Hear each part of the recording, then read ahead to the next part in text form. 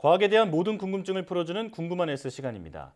마취제가 없던 시절 수술은 공포 그 자체였습니다. 수술 중 쇼크로 사망하거나 세균 감염에 시달리는 일도 많았는데요. 하지만 여러 실험과 검증을 통해 마취제가 등장했고 이는 의학 발전의 밑거름이 됐습니다.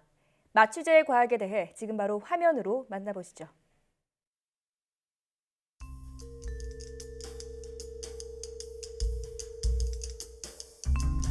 어른이 돼도 여전히 무서운 게 있다면 치과가 아닐까요?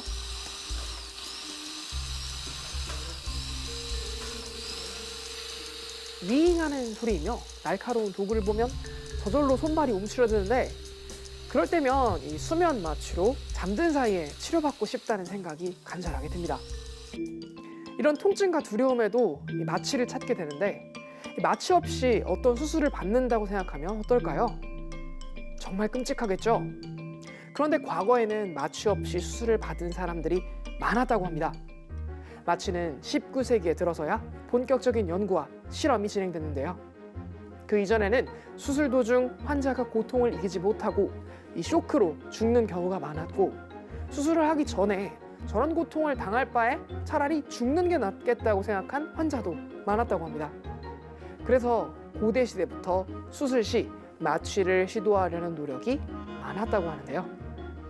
이집트의 파피루스에는 술을 마시면 평상시와 달리 통증이 감소한다는 것을 알고 술을 마취제로 사용하기도 했고요. 이 술과 더불어 오늘날 마약의 일종으로 분류되는 식물을 사용한 기록도 찾아볼 수 있는데요. 중국에서는 아편, 인도에서는 대마초 등을 통증 완화를 위해서 사용했다고 합니다. 18세기에 이르러 아산화질소나 암모니아, 산소 등 상온에서 기체 상태로 존재하는 물질이 발견되었고 과학자들은 이런 기체를 흡입하면 몸의 상태가 달라진다는 것을 알게 되었습니다. 이들은 특정 기능을 가진 가스를 마시면 몸을 원하는 상태로 바꿔 질병을 치료할 수 있다고 생각했고 기체 치료 학회를 결성해 적극적으로 연구를 시작합니다. 그러나 기체를 이용해 질병을 치료하는 것이 아닌 질병을 치료하기 위한 마취 효과를 발견할 수 있었습니다. 그들이 실험한 가스 중에는 오늘날 웃음 가스라고 불리며 어린이들의 치과 치료에 사용되는 아산화질소가 있었습니다. 아산화질소는 1772년 영국의 과학자 프리스틀리가 발견했고 이후 험프리 데이비가 이 가스를 흡입한 사람들이 기분이 좋아져 걱정이 줄고 자제력을 잃는다는 사실을 알아냈습니다.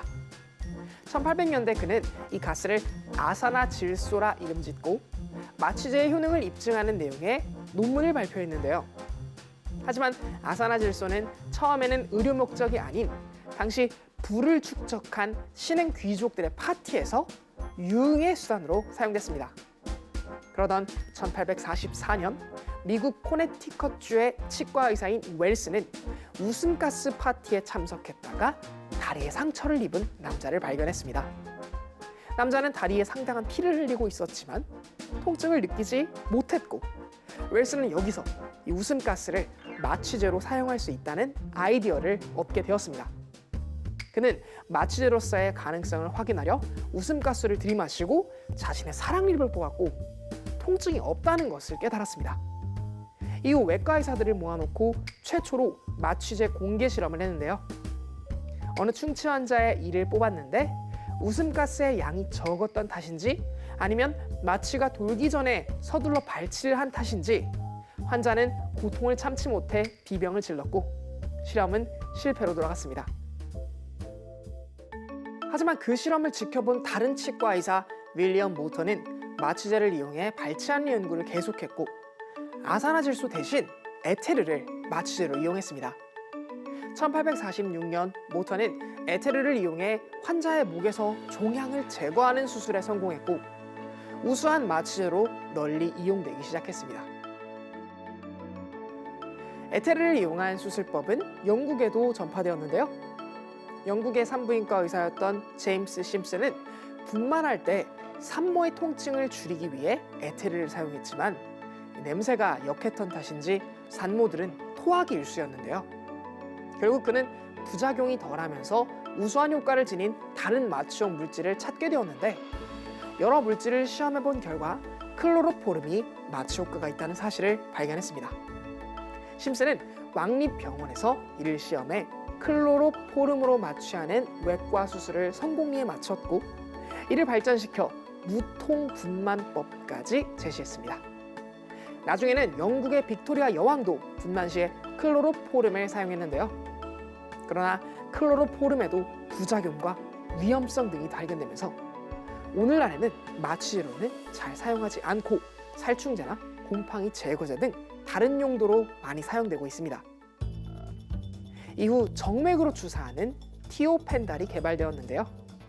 주사액이 투여되면 45초 만에 빠르게 마취 효과가 나타났습니다. 그러나 마취 지속 기간이 짧아 주로 단시간 수술에만 사용됐는데요. 티오펜달이 요긴하게 쓰인 곳은 병원보다 미국 경찰과 중앙정보국이었습니다.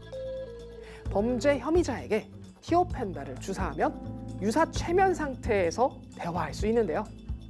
마취하면 흔들어도 깨지 않는 전신 마취와는 달리 티오펜달은 잠을 살짝 들게 만들어 범죄자의 자백을 받을 수 있었어요.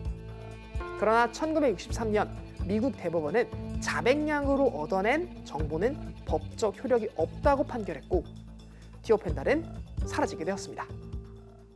이후 가장 효과적이면서 안전한 마취제로 프로포폴이 사용되고 있습니다. 마취가 빠르고 회복 시간이 짧다는 장점이 있는데요. 하지만 무분별한 프로포폴 투약 역시 문제점이 되고 있습니다. 국내에서는 이런 이유로 부정적으로 인식되고 있지만 해외에서는 부정적 기억인 트라우마를 선택적으로 지우는 등 다양하게 활용되고 있다고 합니다. 오늘 궁금한 S에서는 마취에 대한 과학에 대해 알아봤는데요. 여러 실험과 검증을 통해 안전하고 신속한 마취제가 탄생할 수 있었던 것 같습니다. 그럼 궁금한 S는 여기서 인사드릴게요. 과학에 대한 궁금증이 있다면 언제든 유튜브에 사이언스 투데이를 검색해주세요. 이상 궁금한 S였습니다.